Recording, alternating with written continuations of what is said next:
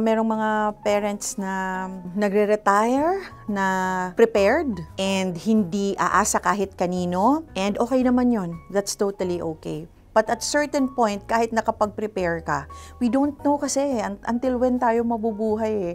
You could have prepared and really saved up a lot, pero pagka binawian ka na ng lakas, maaring i-sustain ka pa rin ng pera mo, but you still need your children. It's a good thing kung nakapag-prepare, because you know what? You can be young and be without money, but you cannot be old and be without it. Pag tumatanda ka na, kailangan mo talaga ng pera. Kasi the expenses, the bills, kailangan mo yon. So what if hindi ka nakapag-prepare? Mahirap naman kung iaasa mo yun sa mga anak mo. So pagdating naman sa mga parents na ginagawa nilang retirement, yung mga anak nila, kailangan baliin na natin yung ganong pag-iisip na gawing retirement plan yung mga anak natin. Ikaw, sa sarili mo, kailangan mo planuhin ang retirement mo. Kasi nga hindi natin alam kung hanggang kailan tayo mabubuhay. Again, you have to strike a balance between enjoying what you're earning, enjoying your savings, enjoying what you've worked for. At the same time, you're also saving. Anuhin na natin yun na ginagawa nating retirement plan, yung mga anak natin. Hindi naman obligasyon ng mga anak yung mga magulang nila. Then I realized, no, hindi.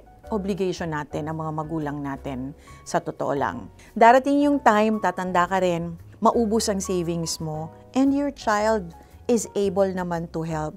I think it's just right na bilang mga anak, asikasuhin naman natin yung mga magulang natin. It's not out of obligation, but it's out of love. Pero to literally make them an investment, nakakaawa naman yung bata. Hayaan naman siyang i-enjoy yung sarili niya. Para dun sa mga nagsasabi na hindi nila obligasyon yung mga magulang nila, sana wala na sila sa mga poder ng mga magulang nila at hindi na sila umaasa. And this is not for everyone, okay? Kasi iba-iba ang naging sitwasyon natin sa mga magulang natin. Hindi ko rin mabe-blame yung mga walang pag-aaruga sa mga magulang nila because baka hindi rin naman nila yung nakuha. I do not believe na magulang mo pa rin yan. We are not in their situation. Hindi ko mabe-blame yung mga tao na ganun mag-isip.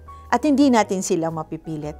The most that we can do is just pray for them na mabigyan sila ng enlightenment. Hey, thanks for watching! For more exclusive videos and artist interviews, you can check out our videos by clicking here. And don't forget to follow us on our social media accounts too. Links are in the description below.